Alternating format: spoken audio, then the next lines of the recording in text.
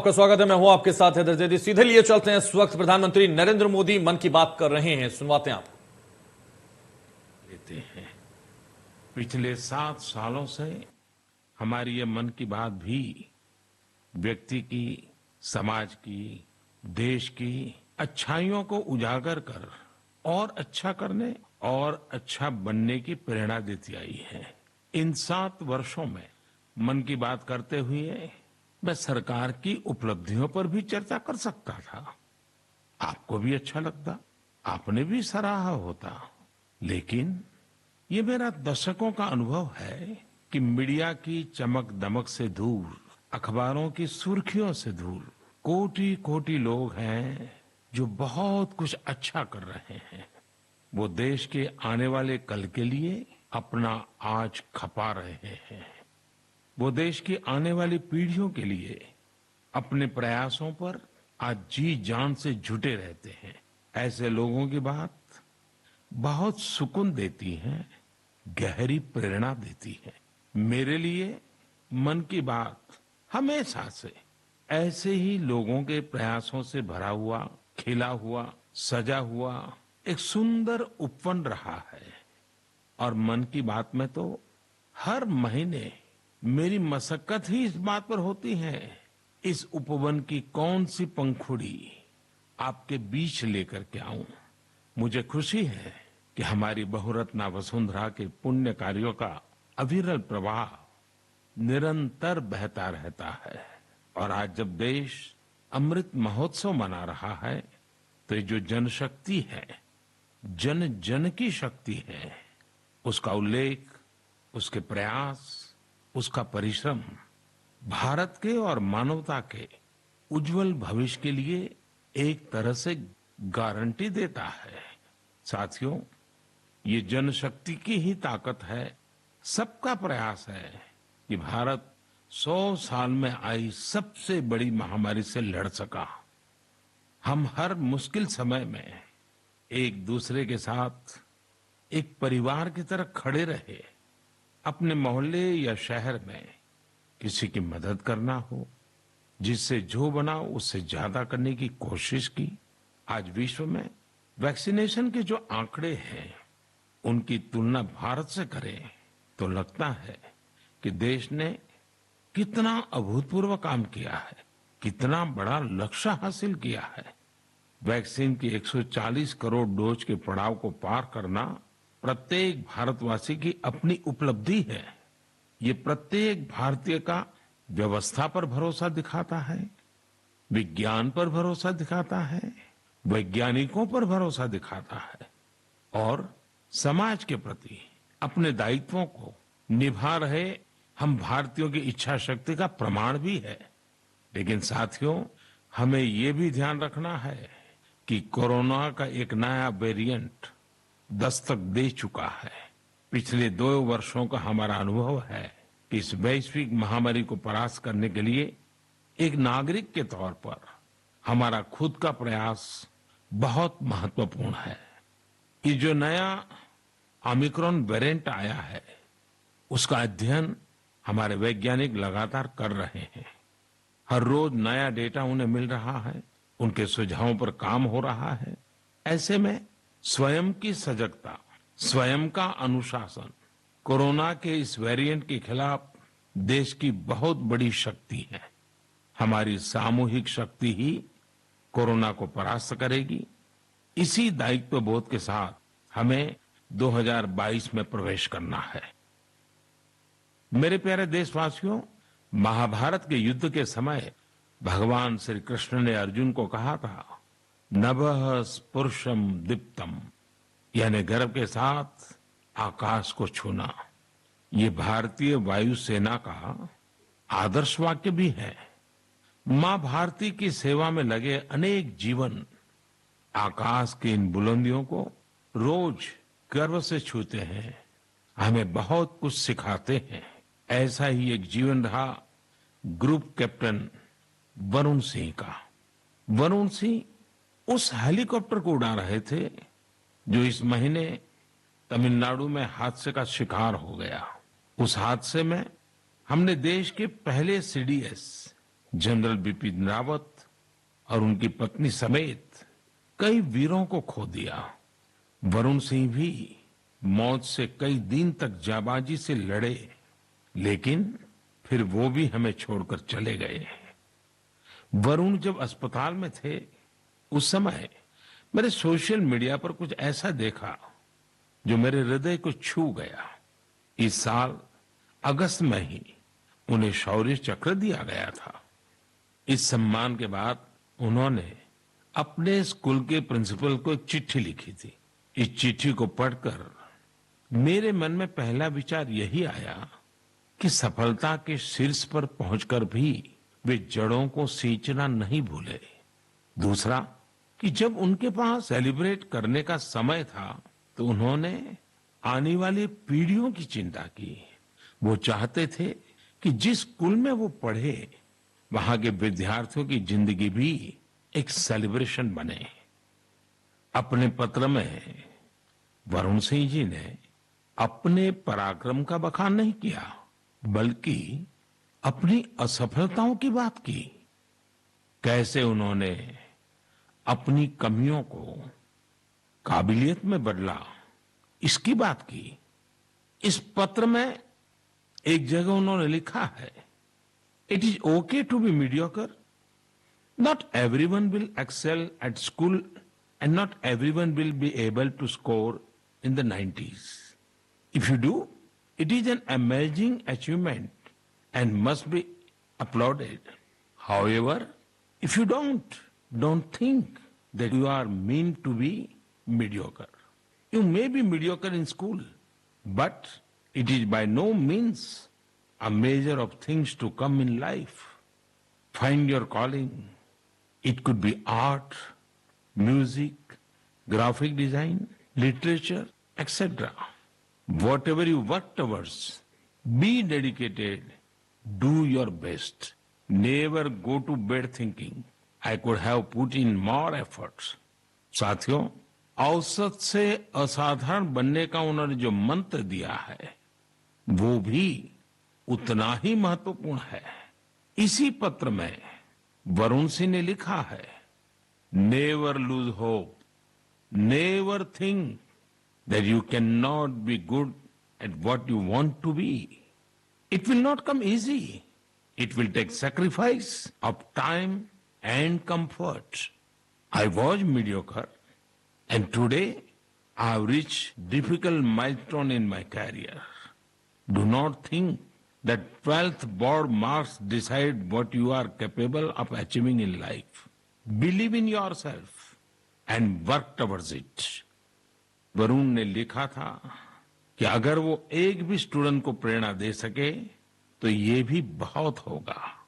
लेकिन आज मैं कहना चाहूंगा, उन्होंने पूरे देश को प्रेरित किया है। उनका लेटर भले ही केवल स्टूडेंट से बात करता हो, लेकिन उन्होंने हमारे पूरे समाज को संदेश दिया है। साथियों, हर साल मैं ऐसे ही विषयों पर विद्यार्थियों के साथ परीक्षा पर चर्चा करता हूं। इस साल भी एग्जाम से पहले मैं स्टूडेंट्स के साथ चर्चा करने की प्लानिंग कर रहा हूं। इस कार्यक्रम के लिए 2 दिन बाद 28 दिसंबर से mygov.in पर रजिस्ट्रेशन भी शुरू होने जा रहा है। ये रजिस्ट्रेशन 28 दिसंबर से 20 जनवरी तक चलेगा। इसके लिए क्लास 9 से 12 तक के स्टूडेंट्स, टीचर्स और पेरेंट्स के लिए ऑनलाइन कंपटीशन भी आयोजित होगा। मैं चाहूंगा कि आप सब इसमें जरूर हिस्सा लें। आपसे मुलाकात करने का मौका मिलेगा। हम सब मिलकर परीक्षा, करियर, सफलता और विद्यार्थी जीवन से जुड़े अनेक पहलुओं पर मंथन करेंगे। मेरे प्यारे देशवासियों, मन की बात में अब मैं आपको कुछ सुनाने जा रहा हूं जो सरहद के पार कहीं बहुत दूर से आई है। ये आपको आनंदित भी करेंगी और हैरान भी कर देंगी। वंदे मातरम, वंदे मातरम।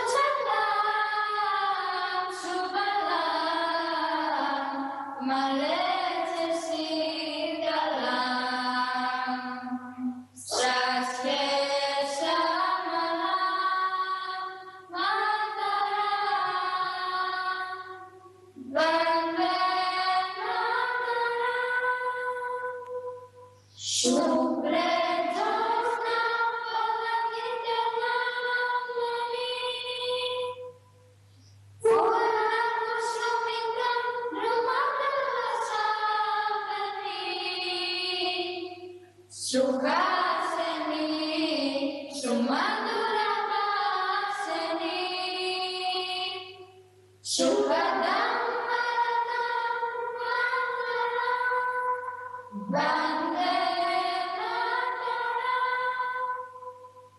वन्दे मातरं।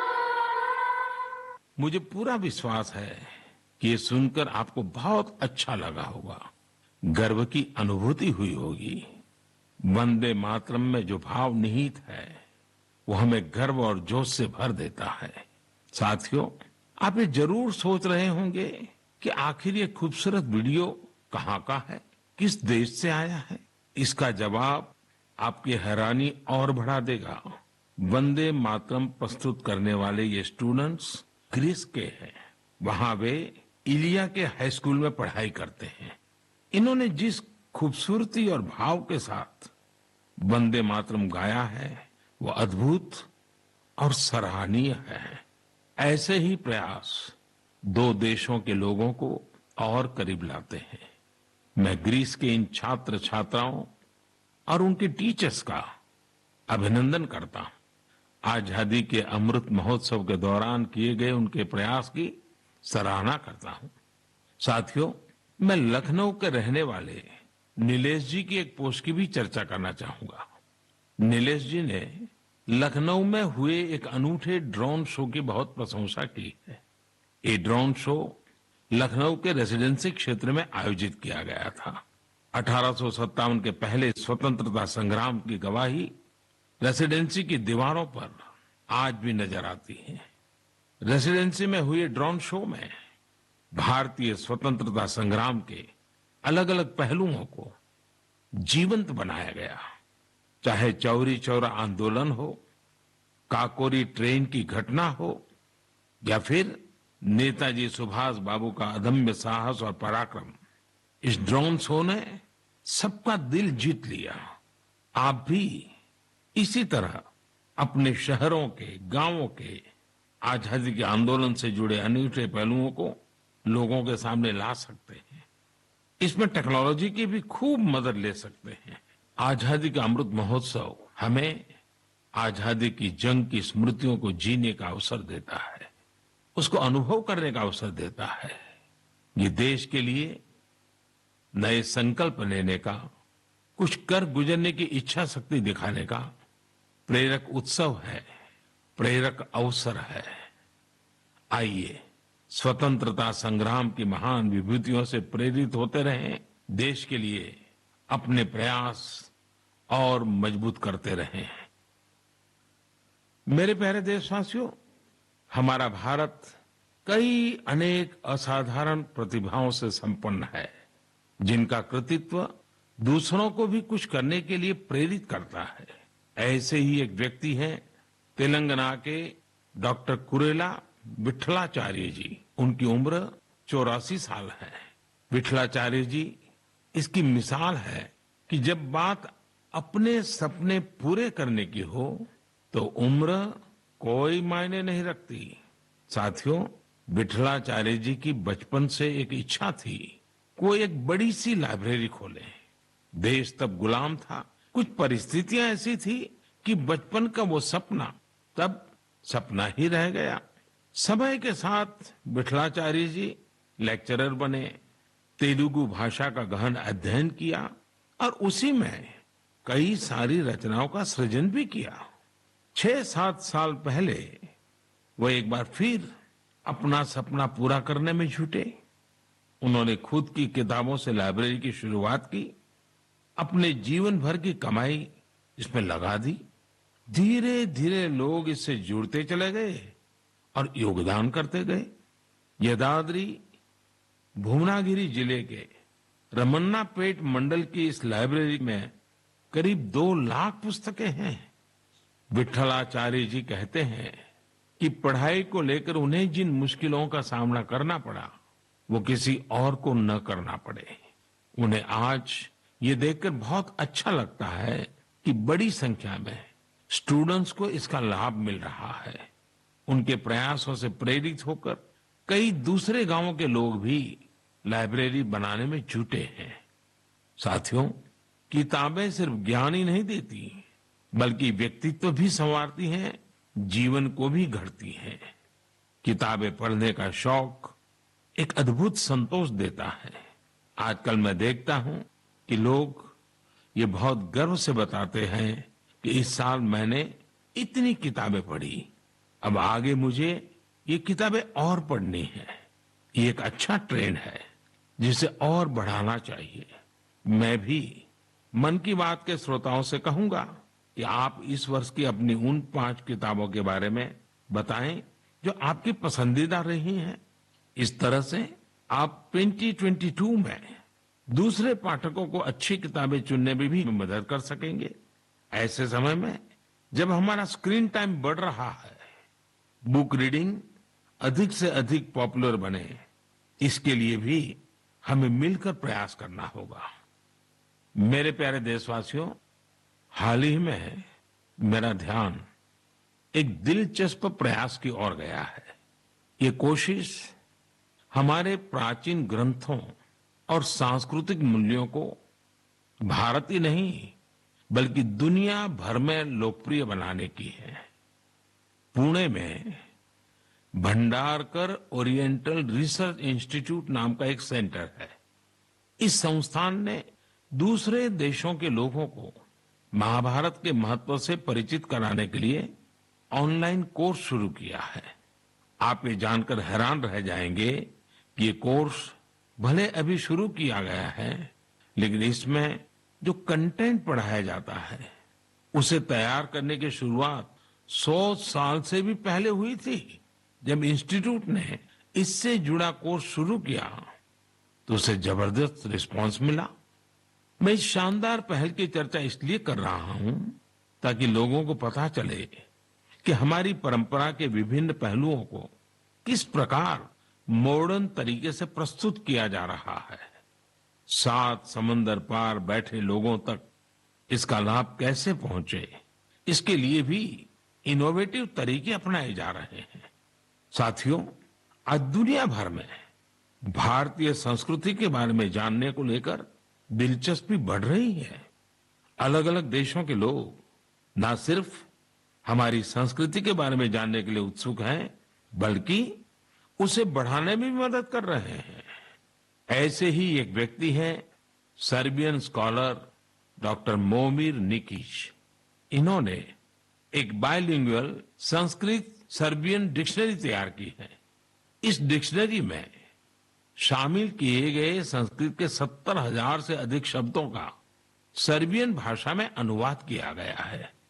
आपको ये जानकर और भी अच्छा लगेगा कि डॉक्टर निकिच ने 70 वर्ष की उम्र में संस्कृत भाषा सीखी है। वे बताते हैं कि इसकी प्रेरणा उन्हें महात्मा गांधी के लेखों को पढ़कर मिली। इसी प्रकार का उदाहरण मंगोलिया के 93 साल के प्रोफेसर जे गेंदे धर्म का भी है। पिछले 4 दशकों में उन्होंने भारत के करीब 40 प्राचीन ग्रंथों, महाकाव्यों और रचनाओं का मंगोलियन भाषा में अनुवाद किया है।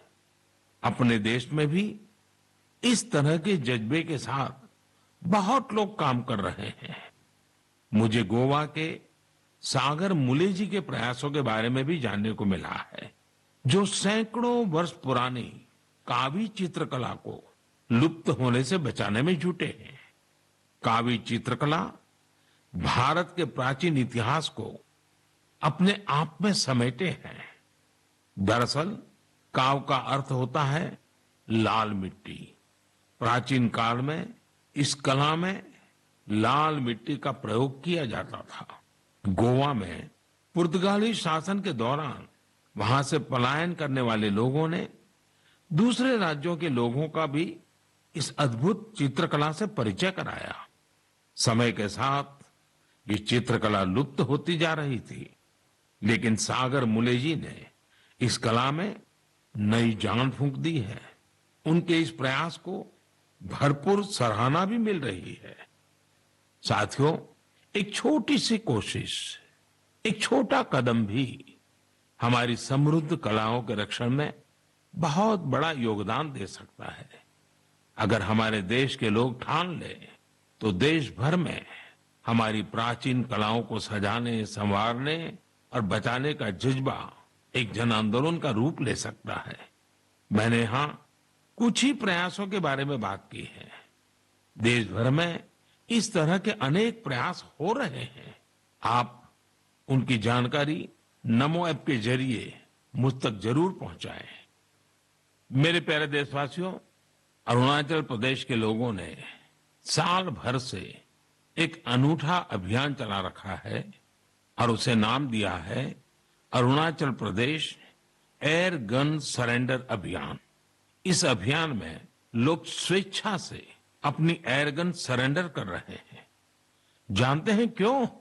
ताकि अरुणाचल प्रदेश में पक्षियों का अंधाधुंध शिकार रुक सके। साथियों, अरुणाचल प्रदेश पक्षियों की 500 से भी अधिक प्रजातियों का घर है। इनमें कुछ ऐसी देसी प्रजातियां भी शामिल हैं जो दुनिया में कहीं और नहीं पाई जाती हैं। लेकिन धीरे धीरे अब जंगलों में पक्षियों की संख्या में कमी आने लगी है। इसे सुधारने के लिए ही अब ये एयरगन सरेंडर अभियान चल रहा है।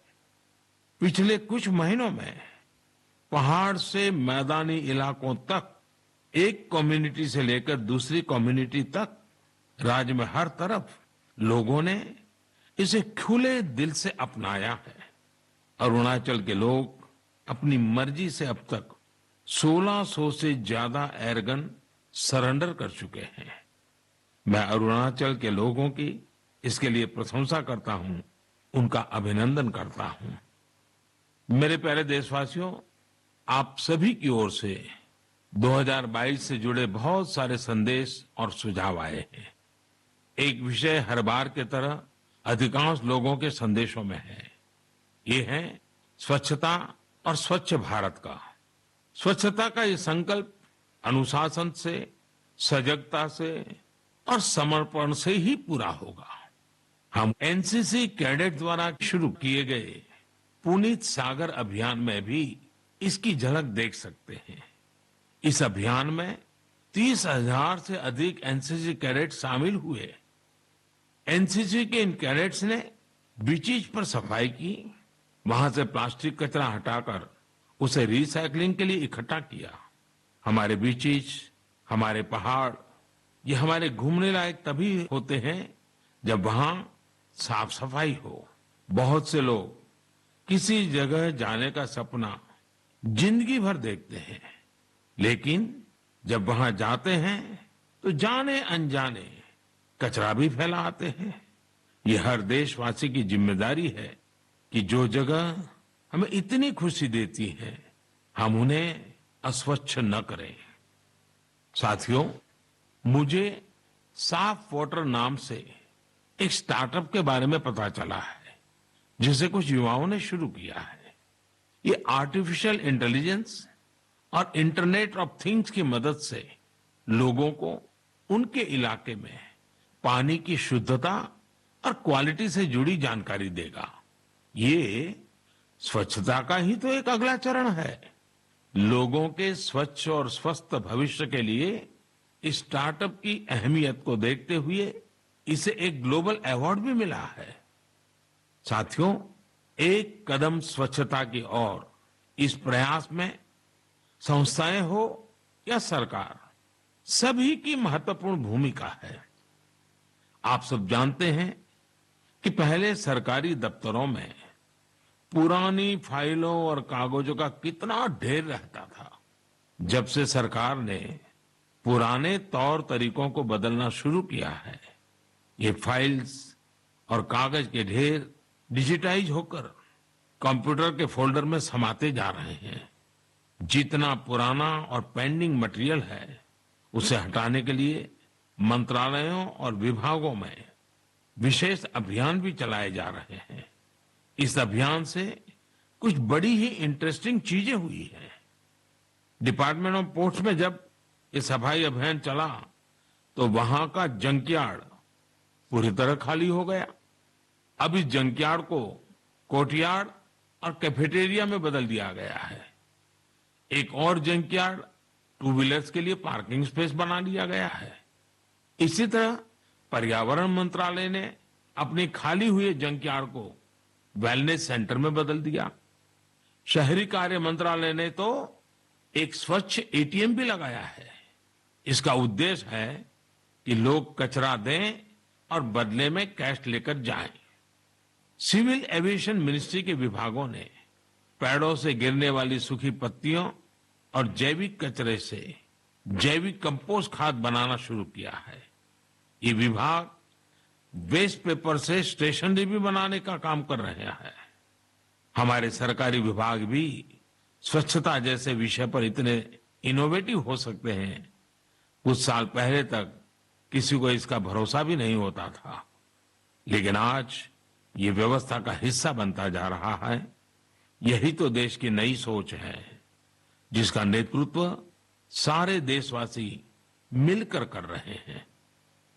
मेरे प्यारे देशवासियों, मन की बात में इस बार भी हमने ढेर सारे विषयों पर बात की। हर बार की तरह एक महीने बाद हम फिर मिलेंगे, लेकिन 2022 में हर नई शुरुआत अपने सामर्थ्य को पहचानने का भी एक अवसर लाती है। जिन लक्ष्यों की पहले हम कल्पना भी नहीं करते थे, आज देश उनके लिए प्रयास कर रहा है। हमारे यहां कहा गया है, क्षणशः कणश्चैव अर्थंच साधयेत्, क्षणे नष्टे कुतो विद्या, कणे नष्टे कुतो धनम। यानी जब हमें विद्या अर्जित करनी हो, कुछ नया सीखना हो, करना हो, तो हमें हर एक क्षण का इस्तेमाल करना चाहिए।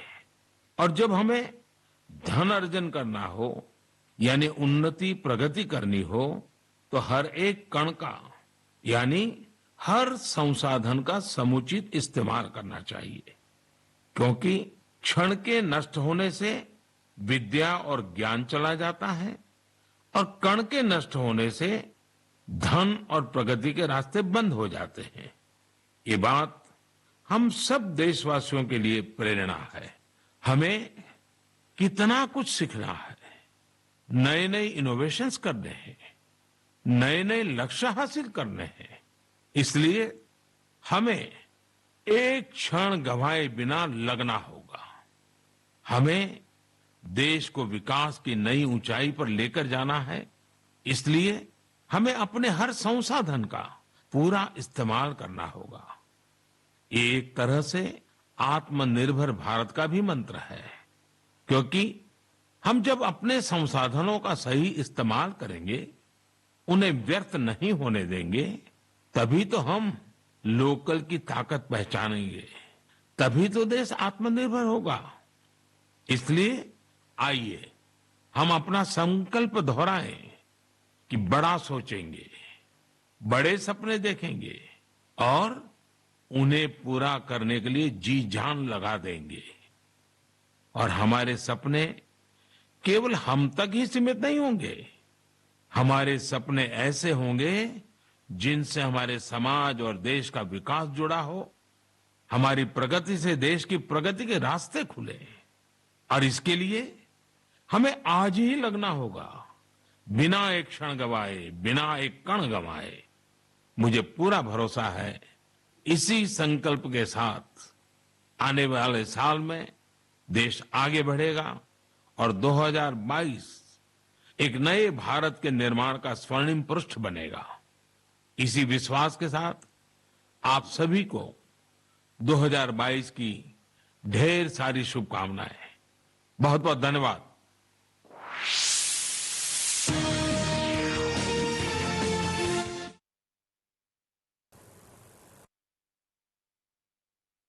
यही चाहते हैं इन चुनौतियों के साथ जोड़कर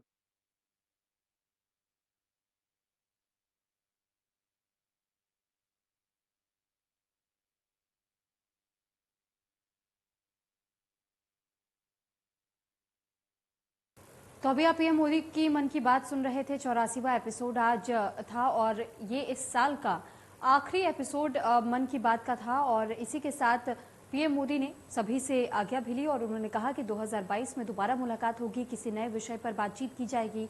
और इस बार पीएम मोदी ने शुरुआत में सबसे पहले ओमिक्रॉन वेरिएंट को लेकर के सभी को अलर्ट किया और साथ ही साथ अपील की कि लोगों को भी लापरवाही बरतने से बचना चाहिए, क्योंकि ये बेहद इस बार आक्रामक रूप ले रहा है। कोविड जिस तरीके से फैलता